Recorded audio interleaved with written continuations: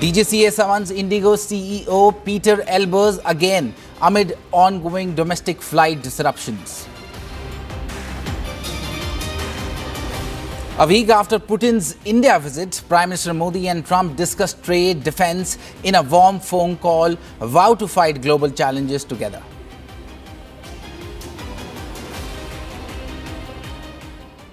Now, shifting focus to our main story, the Luthra brothers, co-owners of the Goa nightclub where 25 people tragically died in a massive fire incident, remain in Thai custody. A Delhi court has refused them any relief, even as Indian agencies prepare for their deportation. Currently held at an immigration center in Phuket, the duo has now been shifted to Bangkok. Sources reveal a complex web of shell companies linked to the brothers, allegedly used for money laundering. Their passports have been revoked and emergency travel documents must be issued before deportation can proceed.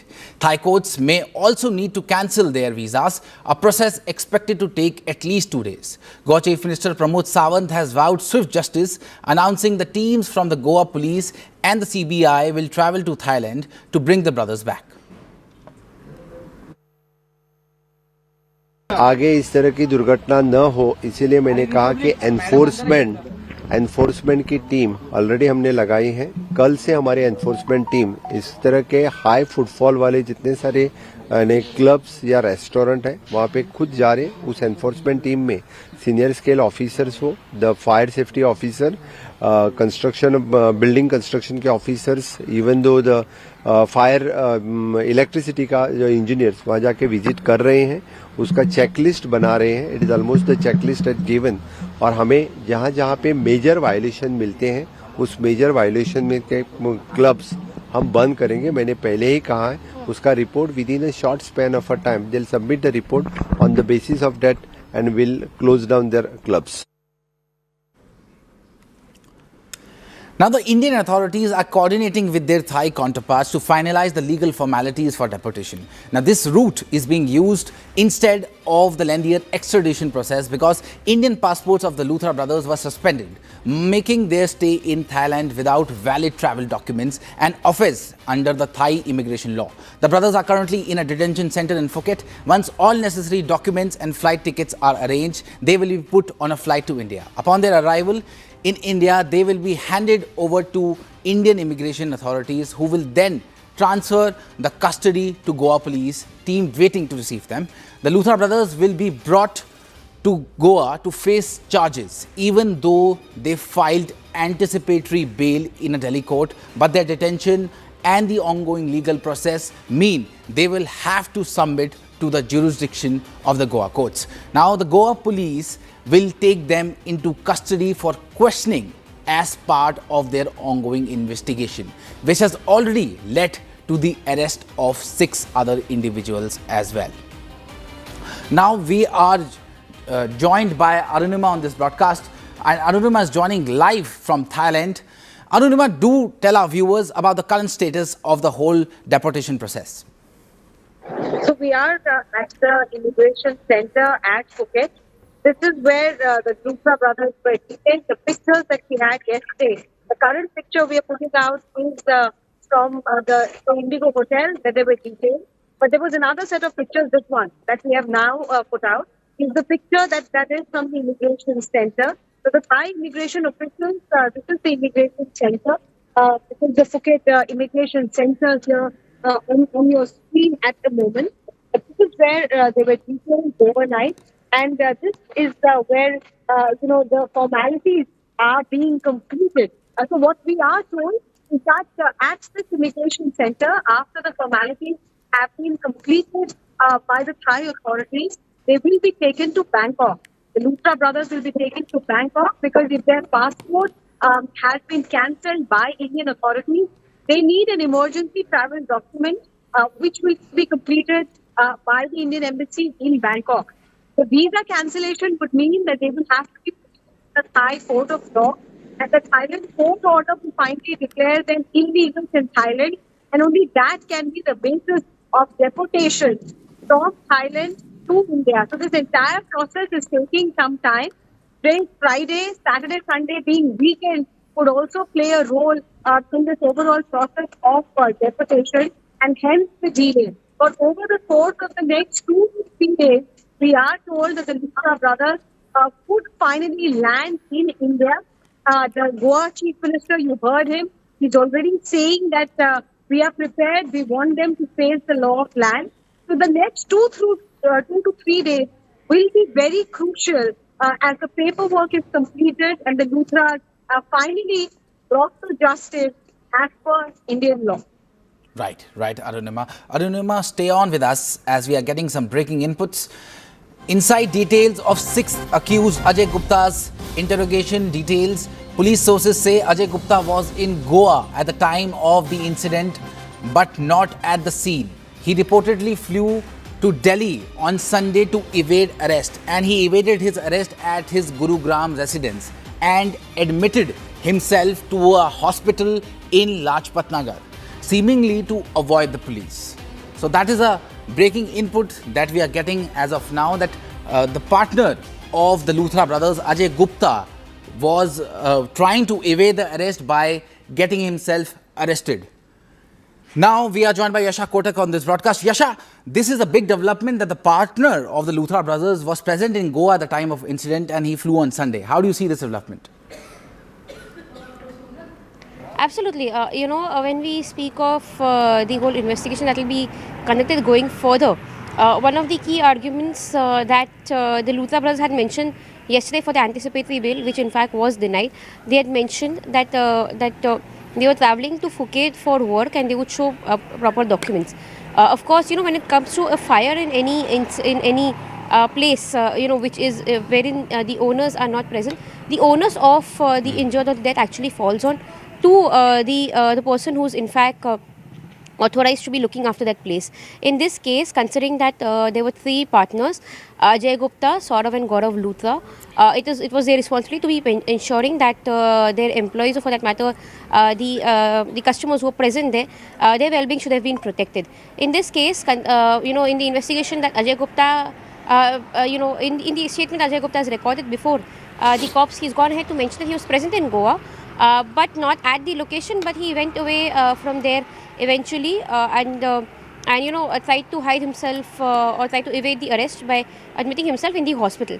Here, also at this very juncture, the role of Ajay Gupta would then become very crucial, because just like Luthra brothers, how they tried to flee away from India, hide in Thailand, so is the case with Ajay Gupta as well, who managed to escape from Goa, try to evade the arrest and be in Delhi. Now, these are in fact serious allegations, or for that matter a strong point that the Goa police can use against the partners of Birch by Romulan, on the grounds that if the responsibility was to be fixed on to the partners, or owners, when it was time to take onus for the incident that took place in their premises, they managed to escape. So these are quite a serious allegations against them. Now here, when we speak of Ajay Gupta, he has in fact been produced before the court, has been sent to 7 days of Goa police custody. On the other hand, when it comes to Luthra brothers, they had approached Rohini court for an anticipatory bail, which was eventually denied, and now they are in Bangkok. Clearly, some formalities tend to remain as of now, so that they can be brought to India. But this, of course, would take quite some time. Parallelly, of course, considering that Goa police has the custody of Ajay Gupta for 7 days, meanwhile, if the Luthra brothers are brought back to Goa by then, there could be a cross-examination that could take place with all of them, so as to confirm the details that are shared by Ajay Gupta, because Ajay Gupta happened to speak about the fact that Luthra brothers had a wedding to attend on a Saturday night, which is where they were in Delhi. After the wedding, they were still home and they were not in Goa. So now the whole statement that's given by Ajay Gupta at before the cops would also be cross-verified with Luthra brothers once they are in Goa. But this, as we hear from the sources, would take some time, because as far as the whole procedure is concerned, it will be the central agencies who will be able to get Luthra brothers back from Thailand to Delhi, and from Delhi is where the Goa police will be going to pick up both the Luthra brothers. Only once the central agencies are able to get the custody of Luthra brothers is where the Goa police could further decide their further course of action. Also, when we speak of the whole process, how Luthra brothers would be brought back, clearly considering their passports have been cancelled, there have to be documentation that will have to be done at the level of Thailand authorities, so that the custody of Luthra brothers can be handed over to the Indian agencies. Yes. Right, Yasha. And our viewers should know that CNN News 18 is the only channel that is reporting from all the three key places, which includes Delhi, Phuket in Thailand, and Goa. And let me go across to Arunima for this. Yesterday, Arunima, our channel accessed the list of shell companies linked to Luthra brothers. This means that the Luthra brothers are really influential. How do you see this development? So the reason that they gave at the Rohini court, where they had applied for an anticipatory bail, they said they've come to Thailand because they were here for work purposes. How does that tie up with the information that our colleague Simran has got about shell companies? It seems that these web of companies, Simran learned that most of these companies were registered at one address in Delhi. That is what the ROC website also shows. And the Thailand connection seems to be more like a web that was built to ensure that if there were questions about their presence in Thailand, they had a backup plan. That seems to be the prima facie reasoning. But of course, the Luthra brothers, when they're asked about it in the court of law, they will have a lot of other explaining to do as well. But here is what we know so far based on what they have told the court in Rohini. They said that they came to Thailand for business purposes. It was a work-related trip. They have no intention of leaving the country or not submitting to the law of the land there in India. They employ about 1,500 people and therefore their business is also dependent. The livelihood of these 1,500 people is also dependent on them. Their property has been demolished in that bulldozer action that we saw in Goa. So all of these stands have been taken by the Luthra brothers. If you see their social media profile, there's a number of video pictures which shows that they were a regular in Phuket, they were a regular in Thailand. So is that why they chose Thailand? Because they had a backup here, they had a backup plan in Phuket, they were aware of the local topography. All of those are questions that will be asked of them once they submit themselves to the Indian law of the land. Right, Arunima. Many thanks, Arunima, for gathering all that, and we'll keep coming back to you for further updates. Now, irrespective of their all-out attempt at claiming innocence, it appears that the Luthra brothers are habitual offenders. In fact, corporate filings listed as per the ROC has revealed that 42 shell companies are found to be linked to the Luthra brothers and all registered at a same address in New Delhi. Now, these shell companies were allegedly being run under the guise of their restaurant empire. Corporate filings show Luthra brothers as directors in these 42 companies, raising serious questions about the nature of these businesses. Now, their Phuket expansion claim also stands exposed, as probe has revealed that there is no operational outlet, no customer reviews and no verified address, hinting at a phantom expansion yet. Now, sources say such patterns often indicate layered ownership structures, tax evasion risk, or money laundering channels disguised as hospitality ventures. Now, we are also joined by Anshul Singh on this broadcast. Anshul, yesterday on Monday, I think we saw that Mr. Gupta, when he was taken to the for questioning, he was wearing a belt. And as we know that the Luthra brothers have also pleaded in the court that they are suffering from a disease. Can you tell our viewers more about that? Well, generally in such cases, these are tactics that are undertaken on the basis of law, because remember, once the person is not fit, at that point in time, it gets very difficult for agencies to get custody, and also the manner in which the Luthra brothers have fled from the country and the exact timeline that has been established at this point in time clearly indicates that they were trying to evade the law of the land. Because remember, out here in the national capital, at the fateful day when the entire incident had happened, they were attending a wedding, and even before the fire at the restaurant or the pub could be doused, they had planned to flee from the country. It was approximately around 3 a.m. in the morning itself when they had booked their immediate tickets to evade the law of the land, and then eventually left from the country. So at this point in time, what the agencies feel that all these tactics are being applied by the owners and co-owners of the Romeo Lane pub to actually go ahead and somewhere or the other evade the law of the land make sure that they are not given custody or they are not arrested by the police at this point. But however,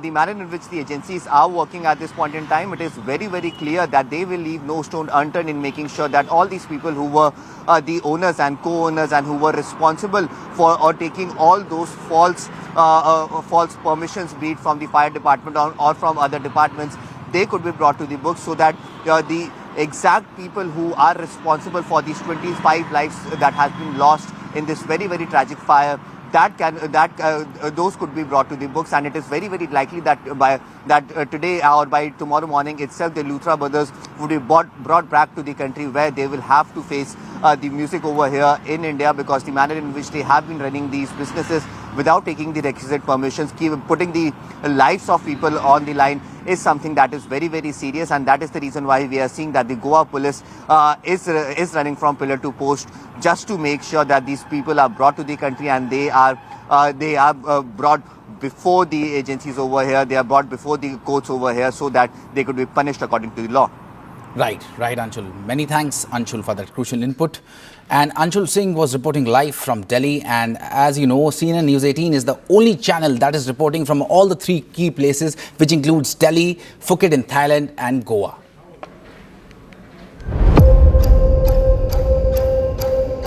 This is a big CNN News 18 exclusive that we're getting for you. Gaurav and Saurabh Luthra, the two Luthra brothers who had fled to Thailand immediately after the fire, have finally now been detained. On my screen is the first picture of both the Luthra brothers, Gaurav and Saurabh Luthra, over there. As you can see, it is the Thai authorities, and with their passports, they have been captured over here.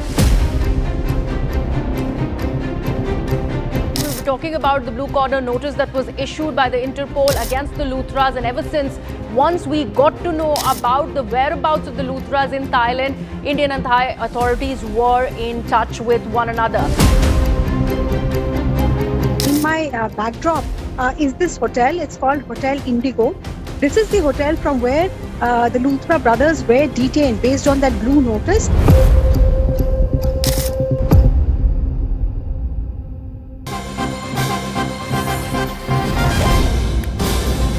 And we are getting a piece of breaking input. CNN News 18 accesses inside details of what Prime Minister Modi told NDA MPs during the dinner meeting. Prime Minister Modi shares life lessons, stress management tips and personal anecdotes with MPs. Not just that, ahead of key elections in Kerala and Tamil Nadu, Prime Minister Modi told MPs that we must focus on the South. And we are joined by Payal Mehta on this broadcast. Payal, this is a very close-knit approach that the PM has for NDA leaders. How do you see this dinner meeting? Well, the Prime Minister, as far as the dinner meeting was concerned, was completely apolitical in his approach as well. Many members of Parliament interacted with the Prime Minister, especially at table number 1, where he was seated with both junior as well as senior ministers and, of course, senior parliamentarians. He basically went on to say that it is important to understand that the discipline has to be the key as far as one's schedule is really concerned. One has to be very, very attendant. Anger management is how one should really do. So MPs were very excited because the Prime Minister cited a number of examples from his personal life, spoke about how he managed stress, spoke about how technology was important, spoke about the fact that communication actually held the key. In fact, to one young MP who had asked the Prime Minister as to what is a guideline for a young member of Parliament or a first member of Parliament, the Prime Minister said that Benjamin Franklin's biography needs to be studied in great detail, saying that small details need to be focused on, and one needs to make sure that you understand what is good for you and what is not, and what should be taking your time and what is not. It was a completely enriching meeting. The meeting where he spoke about the winning of the South states is concerned, that happened yesterday morning when he met with parliamentarians from Telangana, Andhra Pradesh, Kerala, and Tamil Nadu, and he stressed on the fact that South was a very, very important state on the agenda of his party as well. The BJP came close to winning Telangana last time around when they created a lot of noise over there as well. But towards the end, it just turned out to be a sweep as far as the BJP, as far as the Congress is really concerned. That should not get repeated. Work should be done for the cause of the people. More and more interaction on grounds need to really happen. In fact, in that meeting, the Prime Minister went on to tell the Telangana MPs that somebody like an Asaduddin Owaisi was working very hard on ground. He was occupying the space of the opposition. And the way he conducts his social media is something that everybody needs to really learn from. As far as Andhra is concerned, he told the MPs that Chandrababu Naidu was doing a fantastic job in bringing in investments in taking the state forward. And of course, there's a big, a green shoot as far as people in Kerala are concerned with the fact that BJP has been able to win one seat in the Lok Sabha. And Tamil Nadu also, people need to be told the kind of work that has been done by the Modi government for the state preserving their culture, their heritage, and also giving the Tamil Nadu state its due development as far as it is really concerned as well. So these are the two meetings that were of the focus yesterday. Let me tell you, Harsh, that today also one very, very important meeting is lined up in the morning when the Prime Minister, in fact, will be meeting with members of Parliament from his election state, which is, of course, Uttar Pradesh. Right. Right, Payal. Many thanks, Payal, for that crucial input. And as we know that Prime Minister Modi has always stressed to need to study the life of Benjamin Franklin. Now shifting focus to another breaking input, Madhya Pradesh Chief Minister Mohan Yadav has declared that the state free of Naxalism following the surrender of two cadres in Balaghat district of Madhya Pradesh. Deepak and Rohit surrendered at a CRPF camp in Korka, claiming rewards of rupees 29 lakh and rupees 14 lakh respectively. That is a big update that is coming in from Madhya Pradesh, and we are joined by Manoj Sharma on this broadcast. Manoj, this is a big development in Prime Minister Modi's vision of Naxal-free India by March 2026. How do you see this? Yeah, you are right, because the center is, aiming at freeing country from this left-wing extremism by March 31st. But Madhya Pradesh, while Madhya Pradesh Chief Minister Dr. Mohan Yadav is completing his tenure of 2 years on Saturday, so obviously this is an occasion for him to rejoice, because Madhya Pradesh, according to him, is free from this Naxal problem with one big achievement for the state. Because what Chief Minister is saying, that Naxalism is literally wiped out from the state after surrender of these cadres, which have been active in the area for last 40 years. So obviously this is a big achievement for the state, and particularly at a time when Chief Minister is completing his tenure of 2 years. Right, Manoj. Many thanks, Manoj, for that crucial input. And we are slipping for a very short break. News and updates continue on the other side. Stay with us.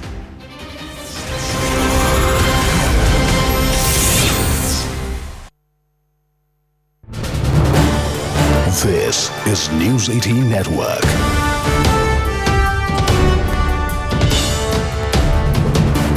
India's largest news network. The Luthra brothers, co-owners of the Goa nightclub where 25 people tragically died in a massive fire, remain in Thai custody. A Delhi court has refused them any relief, even as Indian agencies prepare for the deportation. Currently held at an immigration center in Phuket, the duo has now been shifted to Bangkok. Sources reveal a complex web of shell companies linked to the brothers allegedly used for money laundering. Their passports have been revoked and emergency travel documents must be issued before deportation can proceed. Thai courts may also need to cancel their visas, a process expected to take at least 2 days. Goa Chief Minister Pramod Sawant has promised swift justice, announcing that teams from the Goa police and the CBI will travel to Thailand to bring the brothers back.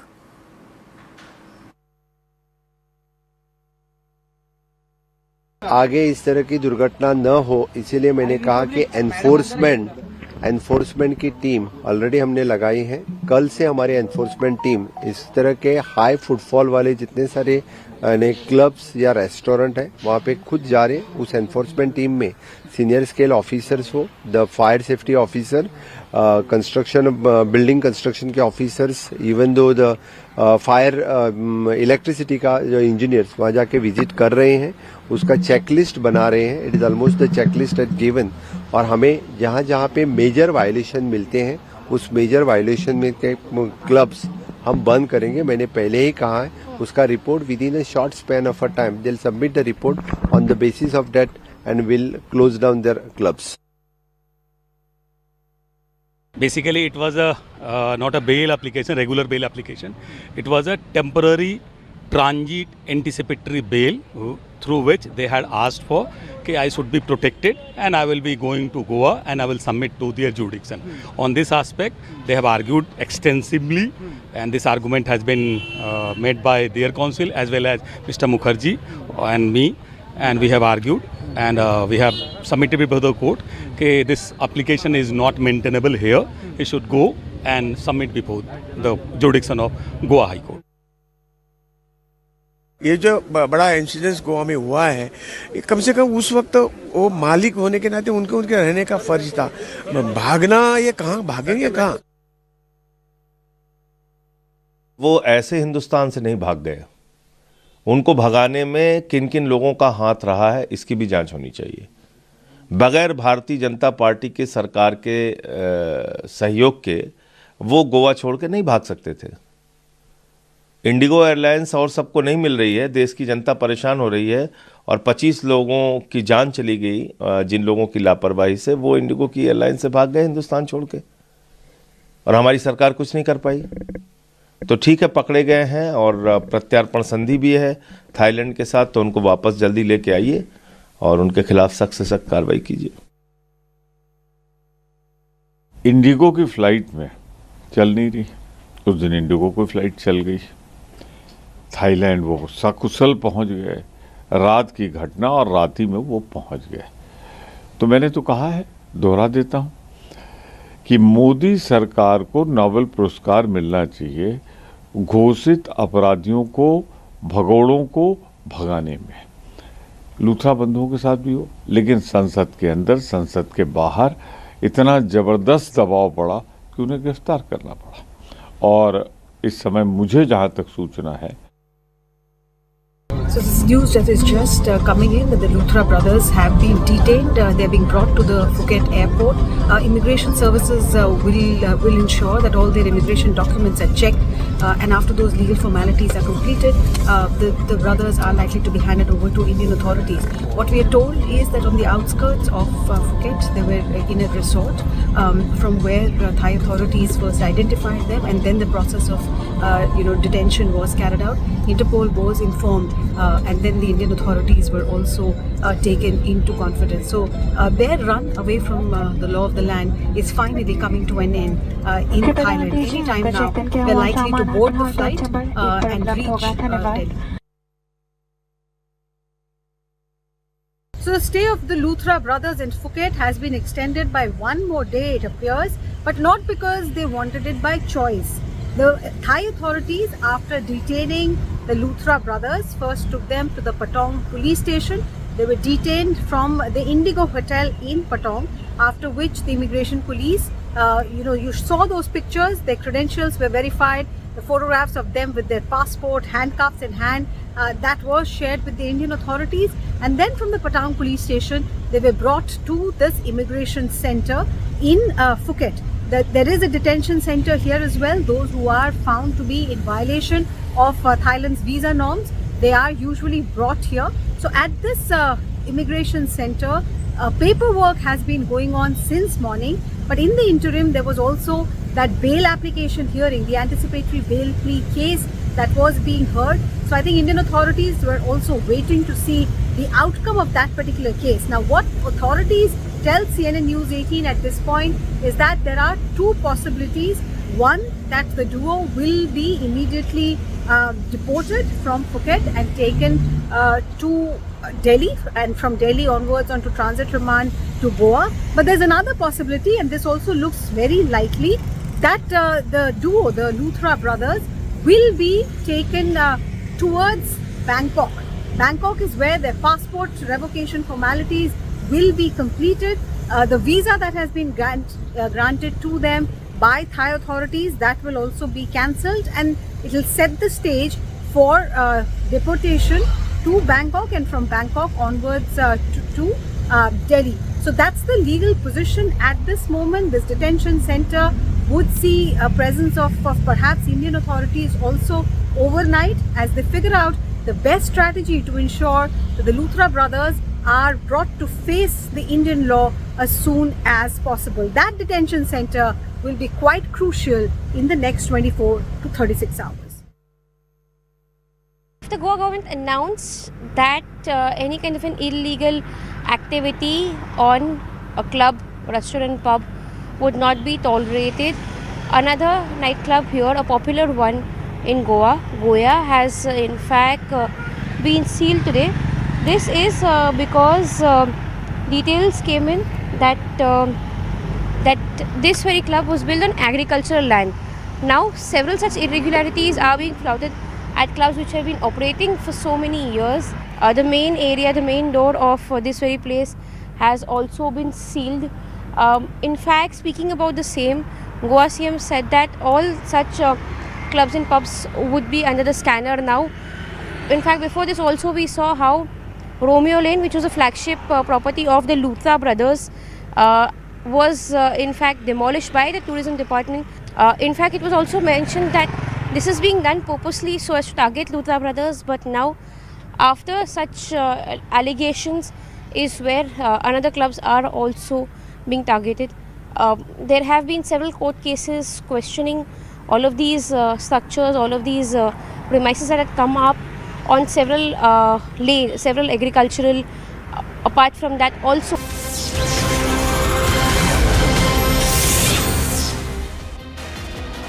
Welcome back. You are watching CNN News 18. Now we are getting a piece of breaking input. TVK has adopted a series of resolutions outlining its strategy for the upcoming elections. The TVK resolved to remove the DMK regime and create a new exceptional Tamil Nadu. The council has embraced Vijay as its victory leader and prospective chief minister, granting him full authority to make all final decisions regarding alliance formation. And we are joined by Purnima Murli on this broadcast. Purnima, this clearly shows that Vijay has made his intentions clear against the DMK. How do you see this? Well, interestingly, in the resolutions that were passed yesterday at the TVK meeting, Vijay directly attacking the DMK, but no word on the AIADMK, but makes it clear that if at all an alliance is formed, he will decide, and those parties that accept Vijay as a chief ministerial can join hands with Vijay and the TVK.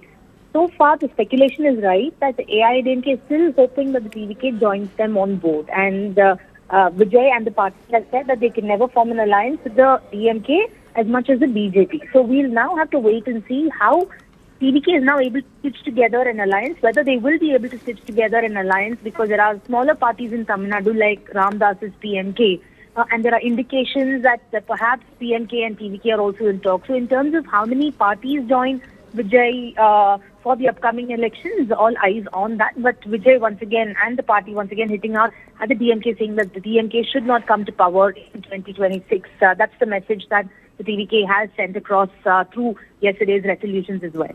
Right, Purnima. Many thanks, Purnima, for that crucial update. Now, shifting focus, Prime Minister Modi held a telephone conversation with US President Donald Trump yesterday evening, where they reviewed the progress in the India-US Comprehensive Global Strategic Partnership and underscored the importance of sustaining momentum to enhance bilateral trade. This conversation took place more than a week after Russian President Vladimir Putin's visit to New Delhi. Both leaders also exchanged views on expanding cooperation in critical technologies, energy, defense and security. And we are joined by Akash on this broadcast. Akansha, I beg your pardon, we are joined by Akansha Swaroop on this broadcast. Akansha, does this mean that the US is slightly more...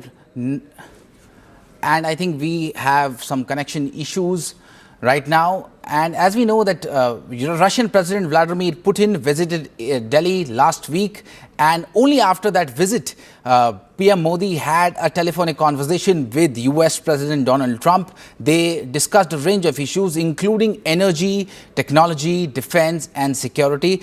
Also, this comes after Microsoft and other tech companies announced their investment in India, especially in the artificial intelligence sector, as we know. And Donald Trump also held a conversation with PM Modi after Russian President Vladimir Putin's visit to New Delhi. And they also focused on the importance of sustaining momentum to enhance bilateral trade between the two countries. As we know that the US and India are currently in a middle of trade talks, and the trade talks are still ongoing. And we are shifting focus to some breaking news. CNN News 18 has accessed exclusive details that Pakistan's military is preparing to try former Prime Minister Imran Khan in military courts. Following the sentencing of former ISI chief General Faiz Ahmad Hamid, the military and federal government have reportedly found grounds to charge Khan under the Official Secret Act, as well as for May 9th violence, mutiny against the state and instigating attacks on military installations. The federal government is drafting a lawsuit with legal consultations underway, while evidences and testimonies against Khan and his close aides are under broader investigation. The Punjab Assembly has already passed a resolution seeking to try Khan for treason and potentially ban his party PTI. So that is a major update that we are getting from Pakistan, and we are joined by Akash Sharma on this broadcast. Akash, how do you see this development? Right. So, Harsh, first of all, CNN News 18 has accessed these exclusive inputs that are pointing to a dramatic escalation in Pakistan's political and military standoff with former Prime Minister Imran Khan. And it is now inching closer to facing trials in military courts under the Official Secret Acts and other military laws. This input has been brought to us by our investigation editor Manoj Gupta. And now the Pakistani army is saying that they have found sufficient grounds and testimonies, quote unquote, to initiate treason. And, this is related to the activities that happened on May 9th. And there are several sort of charges against Imran Khan. We have been given to understand that the investigators have been examining the larger conspiracy behind whatever happened on May 7 and behind the unrest, that had, allegedly some material linking to Imran Khan and some of his close aides. Manoj Gupta is reporting that how the federal government will now join military as a party in this case, and Law Ministry is currently engaged in the internal consultation to draft the lawsuit that will somewhere formally level treason, as against the PTI leader. So this is, in fact, one big development where our investigation editor Manoj Gupta is reporting that how, after General Faiz, now Imran Khan will be tried in military courts in Pakistan. Right, Akash. Many thanks, Akash, for that crucial input. Now we're shifting focus to some more breaking news. Ranveer Singh's Dhurandhar banned in Gulf countries over anti-Pakistan theme. So that is a major update that we are getting, that Ranveer Singh film Dhurandhar, that is hitting the box office and is breaking all records of the box office, will be now banned in Gulf countries over anti-Pakistan theme. So that is a very major update that we are getting, and we are joined by Vishal Chatkara on this broadcast. Vishal, tell us more. Well, the film has been banned in the GC circuit in the Gulf countries because of some geosensitivity content, particularly perceived as anti-Pakistan. But I was talking to some of the distributors from the overseas, and they were still hopeful that they might get the censor certificate. But for now, the film has been, although the film is striking gold at the domestic box office, but in the overseas, only in this territory, it hasn't released. And I think this is something makers were anticipating. If you see in the past, films like Kashmir File, The Fighter were not released in GCC territory. Right, Vishal. Many thanks, Vishal, for that input. Now shifting focus, a big honour for India's World Cup winning captain Harmanpreet Kaur. A stand at the Mulanpur International Stadium now bears her name. Punjab CM Bhagwant Mann led the ceremony as the state celebrated its cricket icon's incredible legacy.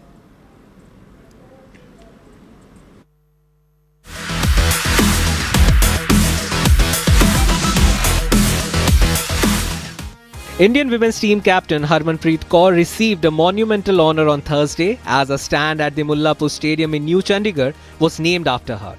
The tribute was unveiled ahead of the second T20I between India and South Africa in the presence of Punjab Chief Minister Bhagwant Mann, who felicitated both Harmanpreet and former India all-rounder Yuvraj Singh for their contributions to Indian cricket.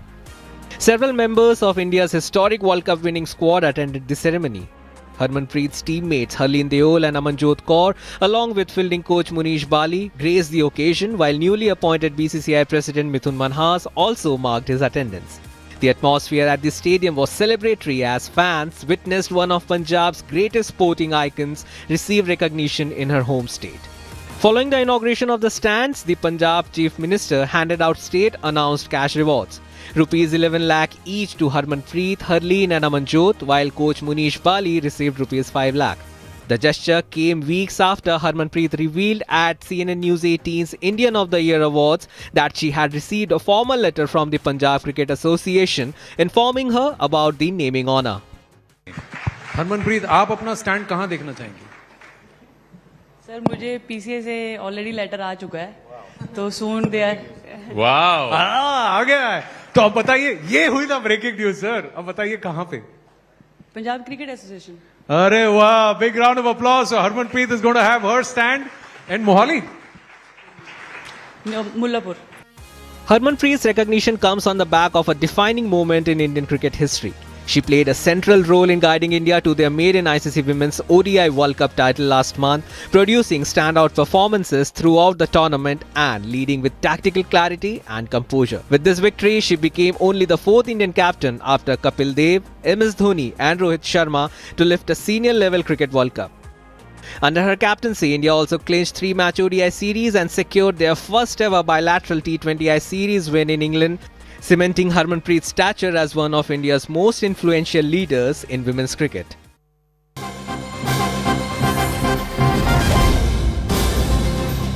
Breaking news coming in. Prime Minister Modi greeted superstar Rajinikanth on his 75th birthday and said his work has consistently set benchmarks. He added that his performances have captivated generations and have earned extensive admiration. PM Modi further said that his body of work spans diverse roles and genres, consistently setting benchmarks. This year has been notable because he completed 50 years in the world of films, praying for his long and healthy life.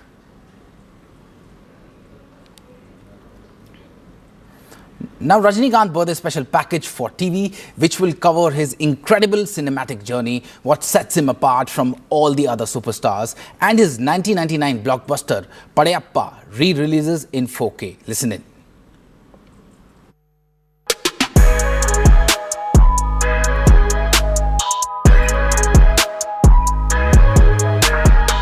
There are some who can, some who can't, and then there's Rajinikanth. From sending millions of fans into a frenzy with just one look of his, to dominating box office for the past 50 years, the man who can do everything under the sun. The king of swag, the one and only Thalaiva. Decoding Rajinikanth's magic would be a near impossible task. Ever since he burst onto the movie scene with K. Balachander's 1975 cult classic Apurva Ragangal, Rajini has become a core sentiment for millions of his fans across the globe. While Amitabh Bachchan was dominating Bollywood throughout the 70s and the 80s, Rajinikanth followed suit down south, carving an angry young man image of his own, topping it up with mannerisms that have today become his signature style. Born as Shivaji Rao Gaikwad on December 12, 1950 to a lower middle class family in Bangalore, Rajinikanth's life was anything but easy. Long before he played a coolie in Lokesh Kanagaraj's blockbuster of the same name this year, Rajini had to work as a real-life coolie to earn money while growing up. However, he soon managed to secure a job as a bus conductor with the Bangalore Transport Service. It was here that he met his lifelong friend Raj Bahadur, who encouraged him to pursue acting, and the rest, as they say, is history. Even though Rajinikanth started off as a villain, movies like Billa, Mundrumugam and Andha Kanoon soon cemented his position as an action hero.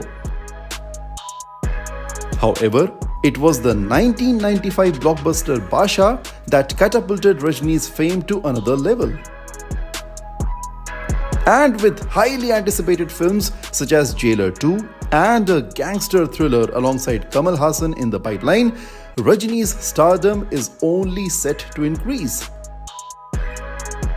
What truly sets Rajinikanth apart from all the other megastars is the fact that irrespective of the global superstardom he enjoys today, Rajni hasn't forgotten his roots.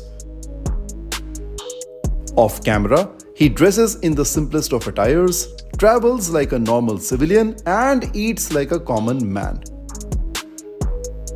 The very people who love his on-screen theatrics love him off-screen for the lack of it.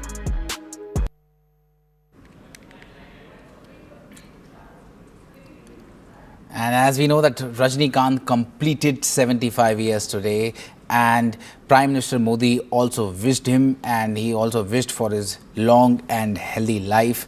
And as we know that his 1999 blockbuster Padayappa is going to be re-released in 4K as well. And Rajnikant, as we know, has had a diverse journey in cinema with films including both Bollywood and Tollywood films. He is a mega superstar of the South, as we know, and has completed 75 years today. And PM Modi has also wished on his 50 years in the cinema industry. As we know that Rajnikant also completed 50 years in the world of films this year only. So, and we are joined by Purnima Murli on this broadcast. Purnima, tell us about the relationship between Prime Minister Modi and Rajnikant.